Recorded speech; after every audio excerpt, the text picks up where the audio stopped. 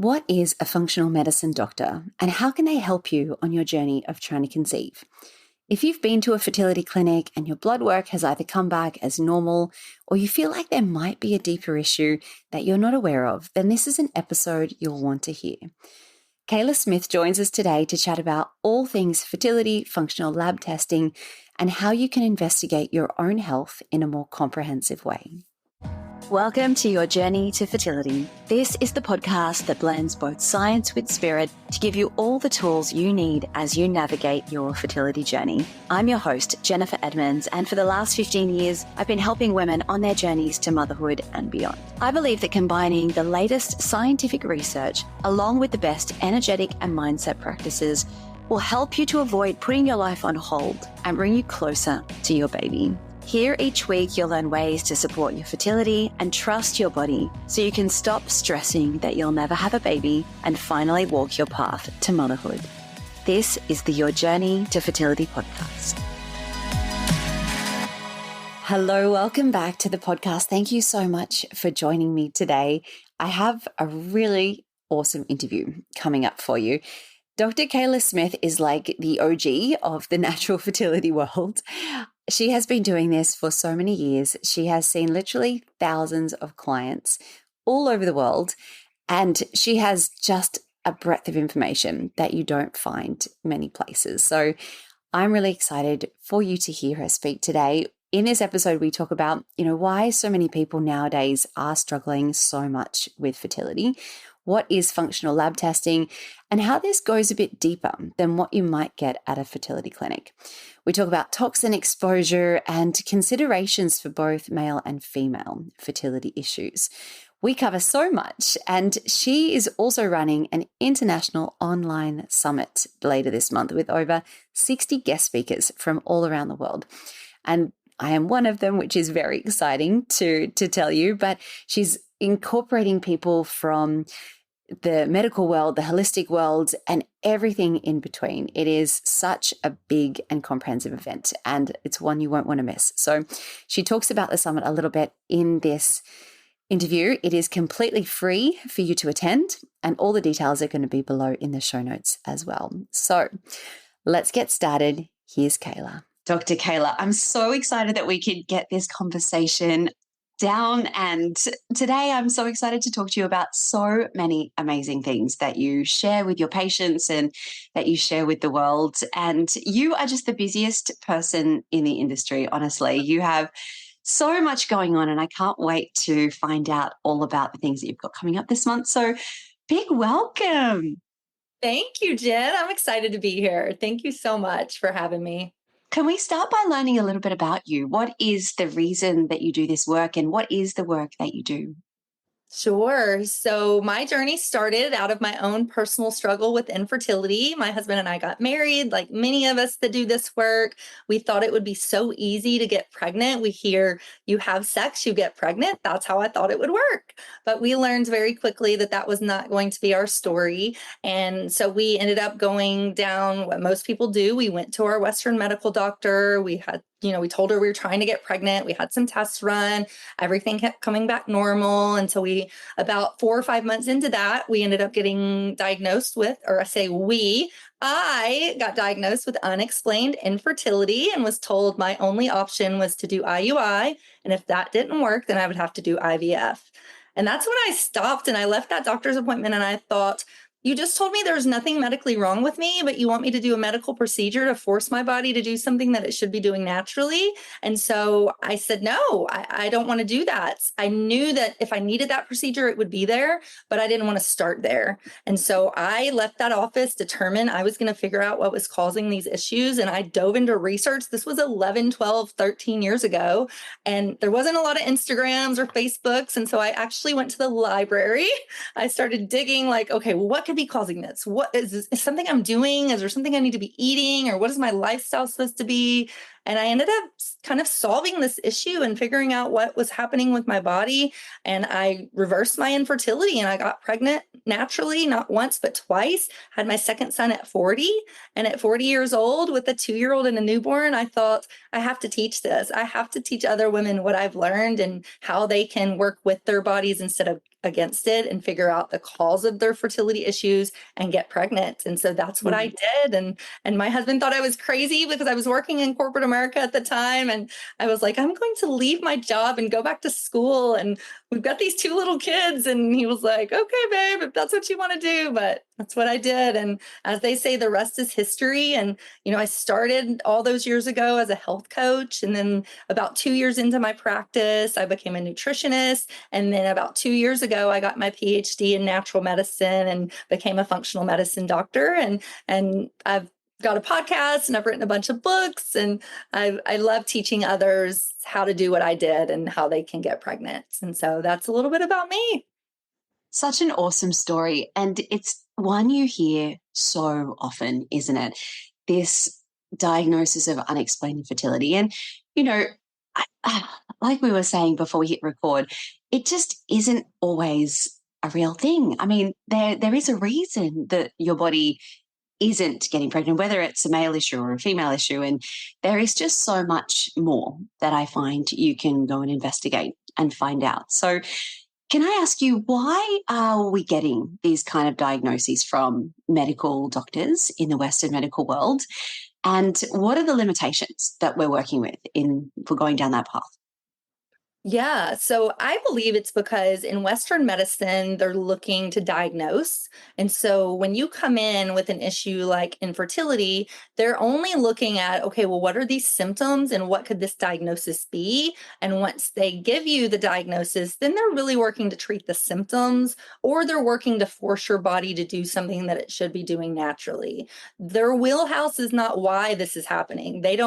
Not that they don't care why, but that's just not that's not the form of medicine that they're practicing. They're simply saying, okay, this is your diagnosis, whether it's unexplained, whether it's PCOS or endometriosis or even advanced maternal age. And then, okay, well, what is the treatment? The treatment is usually IUI or IVF. And so that's one of the reasons why we see this recommended so often to, in my opinion, people that they don't need IUI or IVF, but that's Western medicine's protocol for it. Mm-hmm. It's just all they have in their toolbox, isn't it? Exactly. So when you go to a functional doctor, what is a functional doctor going to do that's different? Sure. So a functional doctor, we're looking at you as a whole person. We're not just looking at your symptoms, and we're not breaking apart your body into, this is your reproductive system, this is your thyroid system, this is your, not your thyroid system, your endocrine system, which encompasses your thyroid, this is your immune system. We're not breaking that apart. We're looking at all of those pieces together and how they all work together to form you as a whole person. We're also looking at your full history, your past, present, and even future. So I'm not only looking at, okay, well, what are your symptoms saying? What is your systems? How are they working together? But what is all of these other pieces and how do they interact with the things that we're trying to determine? So I'm looking at you as a whole person. I'm looking at you functionally, and how can we optimize these systems and allow them to work the way that they were designed to work. And so what kind of tools do you have in your toolbox that a medical doctor doesn't? Sure. So I love to work with functional lab tests. And again, I'm looking at the systems and the symptoms and how they intertwine with one another. So for an example, when I'm looking at hormones, I don't want to just look at blood work, because blood work, it's cheap and easy. And that's why Western medicine uses it. But it's not showing us the deeper look into how the hormones are actually being methylated, how they're being detoxed or excreted. It doesn't show us that full picture of the hormones.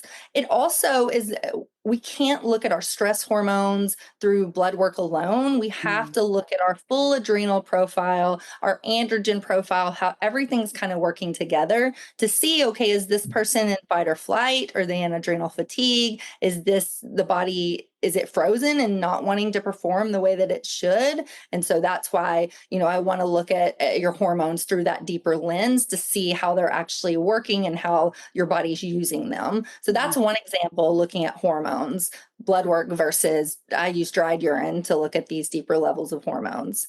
I also like doing a full analysis of the microbiome. I know you talk a lot about gut health, but I find gut health is one of the key pillars of health. If your gut is not working properly, and if you have things like opportunistic bacteria or fungus or parasites, any of these things in the gut, it's going to cause the gut not to operate appropriately. You're not going to be absorbing your nutrients appropriately. You're going to get low levels of inflammation once you get a leaky gut going on. So all of these pieces are not ever looked into in Western medicine. And again, because it's just not in their wheelhouse. And I find in my practice, when I do look at the gut or I look in these deeper hormone levels, I find the root cause of, okay, these are the things that are causing your fertility issues. And then once we fix that, then the body comes back into balance and then it works the way that it should, and it gets pregnant and it has healthy hormones and all the things that we're trying to do. So those are just a couple of examples of the functional testing that I do.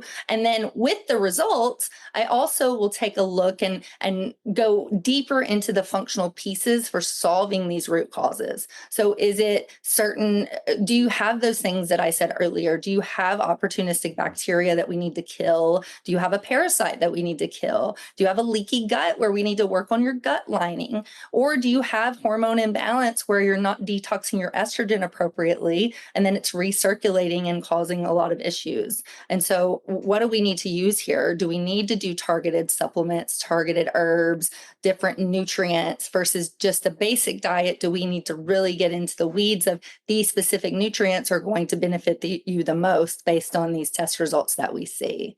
And then we do all the lifestyle pieces as well.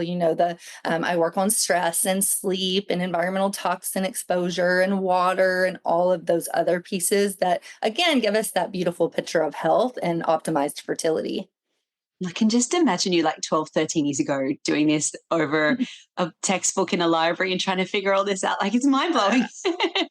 I worked with a functional doctor when I was trying to conceive as well. And thank goodness I had someone to tell me how to work through it, because it is like, it's so detailed, isn't it? There's so much. And you think, when I first started working with my functional doctor, I was like, what more could she possibly test for? I've had so many blood tests. I've had so many treatments and this and that. And it really blew my mind.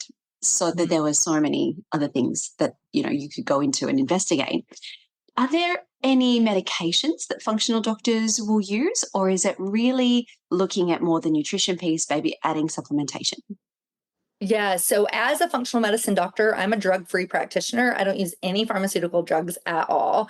Now, that being said, if you're working with your Western medical doctor, I'm never going to go against what they're telling you to do. If you're at a clinic and you have treatment and maybe you are going through IVF, I would never go against that. But what I'm doing is working either with your clinic and with your doctors on the functional side of things to say, okay, well, these are the nutrients, these are the supplements, the herbs that are going to go along with your pharmaceuticals and your Western medical treatment. Or sometimes I'll have people come to me where they don't want to go the Western route. Like I didn't want to go that route. I didn't want to start there. I wanted to really try to do this naturally. And so if that's the case, if you're coming to me and you want to work on natural fertility and trying to get pregnant naturally, then I wouldn't use any pharmaceuticals. I would only use targeted supplements, herbs, specific. So I don't want people to think I'm just going to send you to Walgreens and be like, get a one a day and that's your supplement. No, these are very specific supplements, herbs, nutrients, nutraceuticals, all of these pieces that I decide what I want to prescribe and recommend based on your lab tests. And so yeah, as a functional doctor, I wouldn't use pharmaceuticals, but depending on where you're at in your journey, we can work with them or not. Mm-hmm. And so why do you think it is? I mean, you must see so many patients each year. Why are so many people struggling with fertility these days? Yeah. So I think it's a couple of things. One, I think we're starting later and later with getting pregnant. A lot of us are career driven. That was me. I didn't start trying to get pregnant until I was 32. And by the time I kind of got to where I wanted to go, I was 36. And, then I was advanced maternal age. So I think that's a piece of it. We're starting later and later. But that Mm. being said, I don't think that should be the only barrier to getting pregnant. I see all the time I educate. I just did a master class on egg health and AMH and how you can improve that and get pregnant naturally. So I feel age is not the only factor, but that is one of the reasons why I think people are struggling. But then also, one of the main reasons I think is because all the toxins that we're inundated with, toxins from our products to the air we breathe, the water we drink, it's all over our food. Even if you buy organic, it's in the soil and it's in the rainwater, and there's just toxins everywhere. And so I think that's a big piece of it as well. Also, EMF, I feel 5G has really hurt us in that regard, especially when it comes to male fertility. There's just EMF, so much EMFs in the air that's disrupting, our body's natural hormones and causing sperm to decline, causing egg health to decline. So that's a big piece of it. I feel it's just the toxins that are everywhere. And then Mm. toxins lead to imbalances. If your body's full of toxins, it's going to have a hard time producing hormones, and it's going to have a hard time. Your systems aren't going to work correctly. They're going to be clogged and bogged down. The heavy metals that are in our bodies, they also will go inside the cell and can affect our ability to absorb our nutrients and our minerals. And so I feel age is one factor, toxins, and then that's leading to imbalances and inflammation. That's the main things that I'm seeing Mm. in my practice. And I imagine most of the patients you see are kind of along their fertility journey and starting to have trouble. Is that correct? Do you see a lot of people who are only just starting out and want to optimize their bodies? Yeah, I mean, it's a mix of many different patients, everybody from somebody who's 25 years old and is having menstrual cycle issues. And then, maybe she's thinking about wanting to start a family, but hasn't quite started yet and just wants to get her menstrual cycle regulated and her ovulation strong. Or I see, people in their mid 30s who have been trying for a couple of years, and they're kind of running up against that unexplained infertility Mm. diagnosis. Or I see a lot of PCOS, endometriosis cases, a lot of thyroid cases, hypothyroid, Hashimoto's. And then I also see people that are 35 to 45 that are, maybe they've been trying for many years and they've been told they're advanced maternal age, and some people have been down the IVF and IUI path and it's failed. And so they're coming, and even has been successful, but then they've had a miscarriage. And so I see a lot of that as well. So, I mean, I have a very Mm. broad patient base, and I feel like I've worked with a lot of difficult cases. So, everybody from just starting in their 20s to 45 and have come out of a cancer diagnosis. So, I've hit all the gamuts. Yeah. Oh, wow. And do you see pretty much an equal split between men and women in terms of issues that need to be optimized?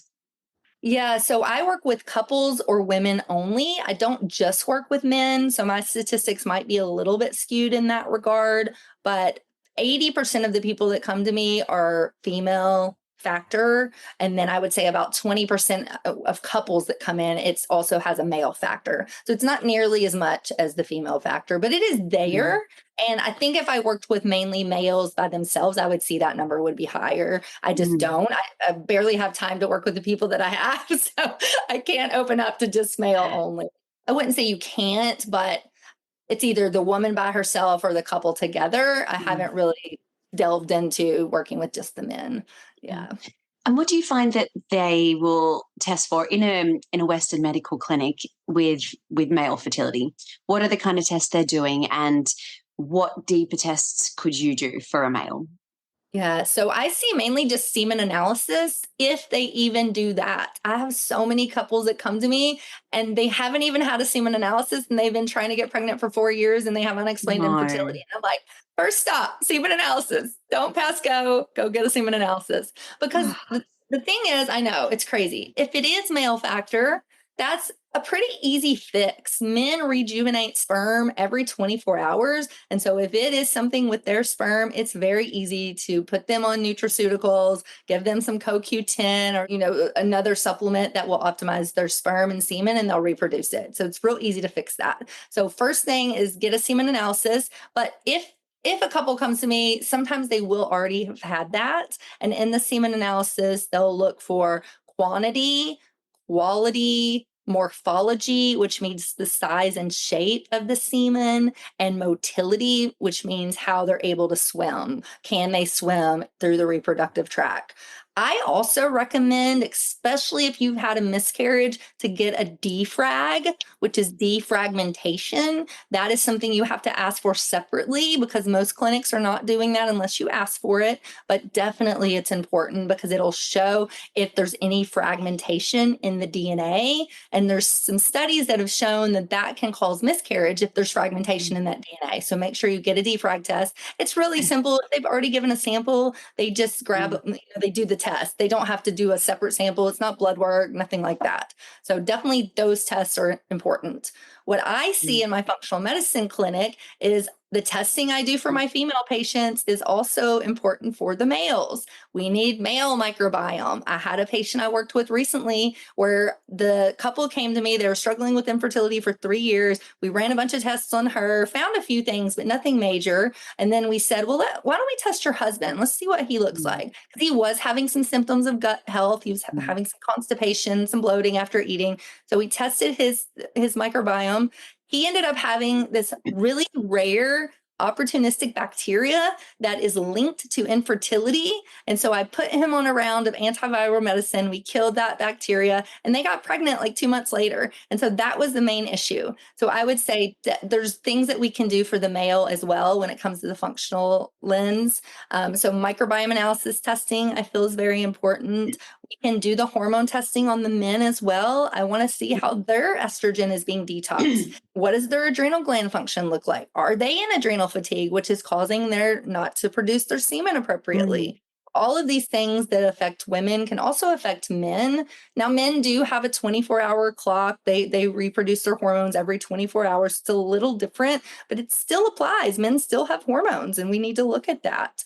The other thing for men that I like to look at, and for women too, and we really didn't touch on this, but I like to do mycotoxin testing and sometimes even environmental toxin testing to see, is there any toxins in the environment that's causing these issues, that's causing the semen to be, low quantity, low quality, and those things. So to answer your question, I know that was a lot. The first step is semen analysis. If they haven't done it, add the defrag on. And then if they've done that and they're still not getting pregnant, then dive into more functional testing. And what does a toxin analysis look like? How do you take those tests and what are you looking for? Yeah, so I like to do either a mycotoxin test, which will look just for the mycotoxins, which are mold spores. And how we take the test, it's through urine.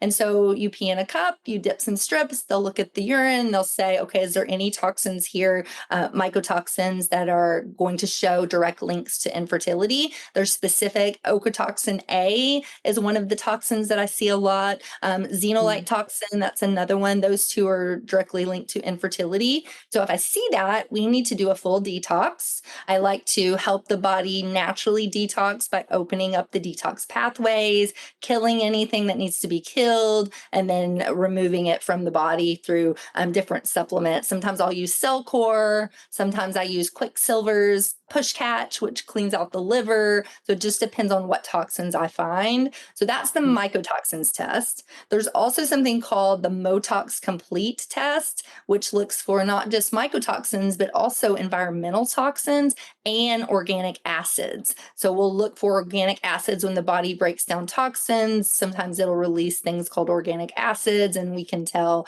is there any issues here with how you're detoxing, different nutrients, different toxins, that kind of thing. So it just depends, and I'll determine which test I recommend based on their intake form. I do a really in-depth intake. Mine's 57 pages. I've never seen another doctor do one that's this long, but I'll determine based on the symptoms that they have what testing they need. Yeah. And can we talk about environmental toxins? And there's some things that obviously we can't avoid breathing the air outside, and we have to drink water, and there are some things that we can't really avoid, and the EMFs, again, we live in a very connected world. So what kind of things can we do to make that load a little bit easier on the body? Yeah. So the first thing is what I said earlier, make sure that you're doing things to help the body naturally detox. Anything that you can do to make yourself sweat every single day is going to be important. If you are not sweating, you need to ask yourself, why am I not sweating? Everybody should sweat. I hate when people tell me, well, I just don't sweat. Yeah, because you have toxins that are clogging your sweat glands. We got to get you sweating. So sweat every single day. If you're somebody who's not sweating, one, I would look at how much water and how much hydration you're drinking. Are you drinking enough water? And if you are, when you go to the bathroom, is that water, when you pee, is your urine clear, which means you need electrolytes, you're not absorbing? Is it dark yellow, which means you're dehydrated, you need to drink more water than you think? So that's the first piece, is make sure you're drinking enough water. And then anything you can do to make yourself sweat, if you have access, obviously exercise is important, but sometimes exercise is just not enough because you can't exercise as hard as you need to sweat. So I recommend things like the sauna, if you have access to an infrared sauna, a steam room, even a warm shower sometimes can produce some sweat. I also recommend you do some dry brushing. This will open up the pores on your skin and get some of the toxins to release. And so that's the first thing, is doing things to open your detox pathways to make yourself sweat.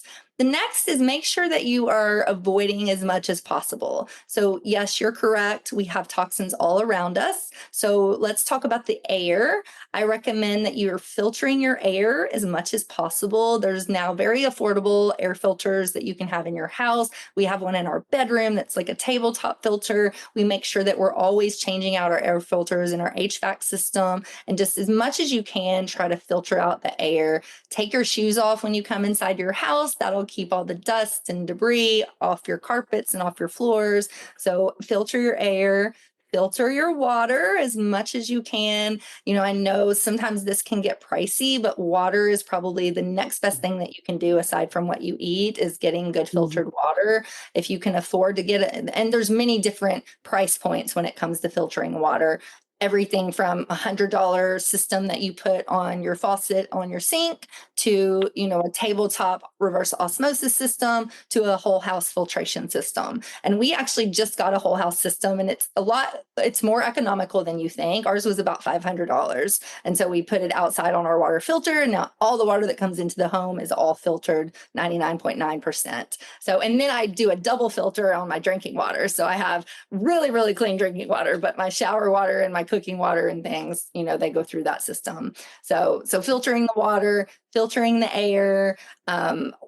As we talk about food, it is really important to, as much as your budget will allow, to get USDA organic produce, meats, seafood as best you can. Try to get really clean organic items. And I know some people can't do that 100%. So there is a list called the Dirty Dozen. These are the mostly sprayed crops. So if you can't 100% buy organic, then at least get the Dirty Dozen list as organic.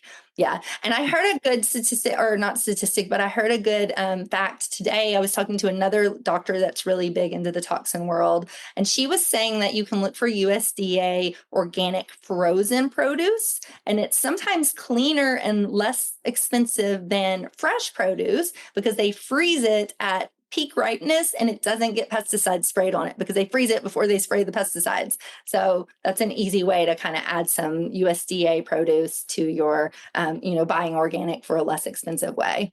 So those are just some of the ways I recommend that we try to detox and avoid toxins. Yeah. And it sounds like a lot when you're first approaching it, but I find if you just do one thing at a time, Yes. and it's been many, many years since I've been trying to conceive now. And this is still just like yourself, the way that I just live my life, because it just makes me feel better. And after a while, it just becomes kind of second nature. I still have to remind my husband to take off his shoes when he comes in. But me too. Like, don't wear your shoes upstairs. Come on. And one thing you didn't touch on too is products. Products, try to minimize your beauty products as much as possible. I feel like we're so sold to half the stuff you use, you probably don't even need, and you probably don't even know why you're using it. So take a really good hard inventory of the products you use, your face creams and your lotions and your shampoos and your, everything that you use on your beauty, on your skin every day, and say, one, do I even need this product? And if you don't, that's going to save you some money. If you do need it, then say, is this a clean option? If not, can I switch it out for a cleaner option? There's apps like Think Dirty, there's Yuka, there's Switch Natural, many different apps where you can determine if a product is safe, and if not, what's a comparable product. Or you might say, this is my face cream. I love it. This is my one thing that I use that might not be as clean. And that's your one thing. And that's okay. We don't have to be perfect, but just do the best you can and really think, how can I minimize my beauty products and my cleaning products? Mm. And do you find that all of these things, do they really make a difference? Do you have examples of couples and women who have come to you that have actually been able to turn things around? Yes, 100%. I mean, we have thousands and thousands of testimonials and so many, not just getting pregnant, which is our end goal, obviously, with our clinic, but also just getting better skin and better sleep and getting better menstrual cycles and feeling better and having more energy and more vitality and all the things. So I always tell people, you come here to get pregnant, but you leave here a healthier and happier person, hopefully. So yes, it makes 100% difference, and not just in your fertility, but your overall health. That shouldn't be discounted as well. We don't talk about that enough, especially in this space, do we? Because we are so focused on the pregnancy and the baby, but you've got still a whole life to live after that. And it really does open things up to what's possible. Yes. You have a very big, exciting event coming up later this month, the Solving Infertility Summit. Can you tell us a little bit more about that and what people can expect and how they can get involved?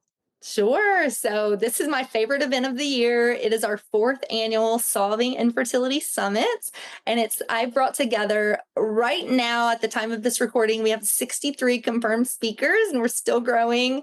And people talking about everything from fertility foundations when it comes to nutrition and lifestyle. Also, we've got some MDs talking about Western medicine practices. We've got some Eastern medicine people talking about Eastern medicine practices. And the purpose of the summit was to bring together all of these amazing people to show you that there are pieces to this puzzle and you can solve this issue. So we wanted to provide education, but also inspiration and hope, and just give you something practical that you can focus on, but also give you that hope that this can and will be done. So we are so excited about this event. You can register for free. It's a free 5-day summit. It goes live on January 20th, and you can register at solving-infertility.com and learn all about it, see all of our speakers, and join the summit. So it's going to be amazing. And we're going to have five days of live events within my Facebook group,